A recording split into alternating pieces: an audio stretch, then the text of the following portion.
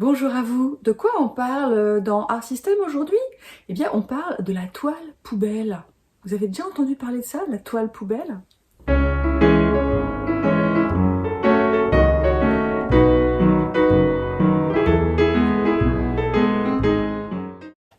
Alors, si vous faites partie de celles et ceux qui ont envie de commencer à travailler dans leur sketchbook, ou bien si vous avez envie d'élargir votre pratique, sachez que je vais bientôt mettre en place un cours en ligne spécifiquement sur ce sujet. Donc je vous incite fortement à vous inscrire à la liste d'informations dont le lien apparaîtra dans la description de cette vidéo, juste en dessous. Et ainsi vous serez tenu au courant dès que le cours sera prêt et dès que je le mettrai à votre disposition.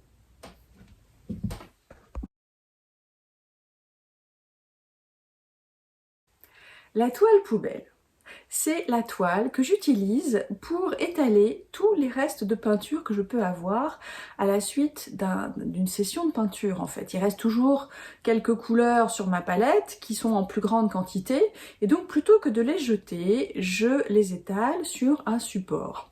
Alors quelquefois c'est dans mon sketchbook et quelquefois c'est sur un tableau que j'ai pas forcément envie de garder, sur un morceau de bois, sur une toile, et donc j'étale ça de manière vraiment libre et sans réfléchir. Et au bout du compte, je me suis dit, il faudrait peut-être en faire quelque chose de cette toile poubelle. Et donc aujourd'hui, j'ai pris cette toile qui était donc maculée de taches de peinture, d'essais, de collages, de choses qui étaient là avant, de couleurs qui n'allaient même pas forcément ensemble. Et je suis partie de là pour essayer d'en faire quelque chose. Est-ce que je vais y arriver? Donc là voilà la toile poubelle, c'est un morceau de carton entoilé sur laquelle j'ai mis tous mes restes de peinture et il y avait déjà des couches avant. Alors la première étape, elle consiste à coller des morceaux de papier que j'ai fait avec ma Gelly Plate et pour essayer de rester dans une harmonie de couleurs assez proche en fait. Ça va me permettre de faire disparaître un peu l'orange qui est vraiment qui claque un peu. Et ça peut être intéressant, mais là j'avais pas vraiment envie de le garder, donc j'essaye différents morceaux de papier pour voir si ça va ou pas, et puis ça me convient pas. Donc pour finir, je choisis celui qui a des marques dans les tons bleus qui rappellent le bleu qui est déjà sur la toile, et ça va permettre d'unifier un peu. Donc vous voyez, je mets pas des heures à choisir mon morceau, je vais assez vite, je travaille un peu dans l'instinct et la spontanéité. Voilà, parce que c'est toujours des exercices, donc j'ai pas envie d'y passer des heures non plus. Et puis faut peut-être pas trop réfléchir. À certains moments oui, mais il y a d'autres moments il faut avancer quoi. Donc voilà. Donc j'utilise aussi la partie du papier où il y a le blanc, le bord de la page, et ces lignes droites vont contribuer peut-être à donner de la structure à l'ensemble de la peinture. Alors pour le moment ça ressemble à pas grand chose. J'ajoute donc de la peinture blanche. Toujours pareil, d'une manière relativement spontanée, il y a peut-être une volonté inconsciente de construction de quelque chose, mais voilà, je mets du blanc et puis vous allez voir ensuite, ça me convient pas tout à fait, donc je vais pas hésiter à repasser dessus. Et c'est comme ça, avec les passages successifs, que la toile se construit. Donc là, j'ai mis du blanc, je regarde un peu ce que ça donne et je vais ajouter du vert sur certaines zones que j'aurais bien gardé parce qu'il y avait du collage, c'était des morceaux de cartes et tout ça, j'aurais bien gardé. Mais en fait, quelquefois, il faut sacrifier ces endroits-là parce que sinon, ça nuit à l'ensemble. Donc je rajoute du bleu, je fais des marques dedans. Pour finir, je vais décider que le blanc, le rose, le vert, là, sur la partie droite, ça me convient pas vraiment. Et je vais rajouter un morceau de collage qui rappelle le premier morceau que j'avais collé précédemment. Donc je colle ce morceau, donc toujours avec du gel mat, du gel acrylique mat. J'en mets dessous et j'en mets dessus. Et éventuellement j'appuie avec mon doigt si ça colle pas bien pour enlever les bulles. Donc moi j'utilise toujours ça pour coller le papier. On me demande souvent en stage ce qu'il faut et je conseille toujours ça. Et puis là, la partie que je viens de recouvrir de blanc rapidement avec une carte de crédit, eh bien, je la trouvais un peu trop bavarde. Donc, j'essaye de calmer un peu le jeu.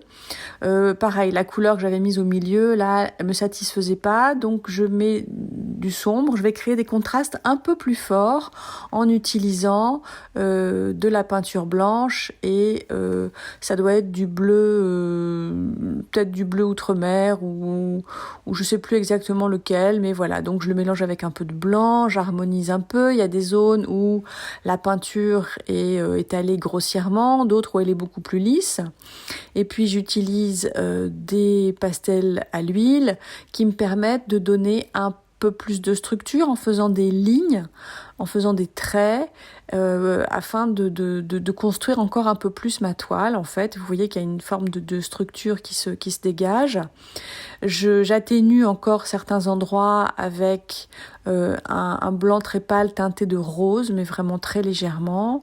Je travaille un peu sur les différentes zones et j'en atténue certaines, j'en lisse d'autres pour donner toujours de la variété et faire en sorte que ce qu'on voit soit intéressant à l'œil, mais en même temps pas trop chargé. J'estompe certaines zones avec le doigt en ajoutant de l'eau. Et donc voilà, ça donne un mélange de zones qui contribuent à rendre la peinture intéressante. Et donc voilà le résultat final. Alors vous le voyez, partir d'une base qui est déjà extrêmement remplie, ça oblige à faire des choix. Il y avait des endroits que j'aurais bien voulu garder et puis j'ai pas pu le faire. J'ai été obligée de le recouvrir pour la cohérence d'ensemble de la toile. Et donc c'est encore un exercice qui est extrêmement intéressant à faire, que vous pouvez faire dans vos sketchbooks, c'est-à-dire que s'il vous reste de la peinture à l'issue d'un travail, eh bien vous pouvez garder quelques pages dans votre sketchbook, vous allez étaler ça comme vous voulez, vous pouvez même commencer à faire des marques dedans tant qu'elle est humide, vous pouvez la diluer, l'essuyer, enfin vous pouvez vraiment faire ce que vous voulez. Vous laissez sécher ça tranquillement et puis un jour où vous avez envie de travailler dans votre sketchbook, eh bien vous prenez cette page et vous partez de cette base-là. Et c'est aussi un exercice très intéressant parce que on part pas d'une page blanche, on part de marques qui ont déjà été faites, d'une palette qui a déjà été choisie. Alors peut-être qu'au bout du compte on aura tout recouvert, peut-être pas, on va garder des éléments, ça dépend. Mais en tout cas, c'est un point de départ qui peut se révéler extrêmement enrichissant dans la manière d'aborder les choses.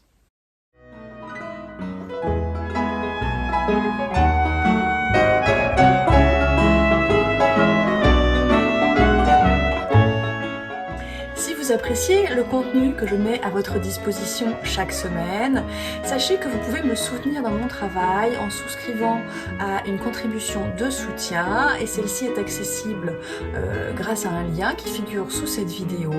Et d'avance, je remercie celles et ceux qui participeront parce que cela m'aidera à améliorer mon contenu, éventuellement à améliorer mon matériel aussi.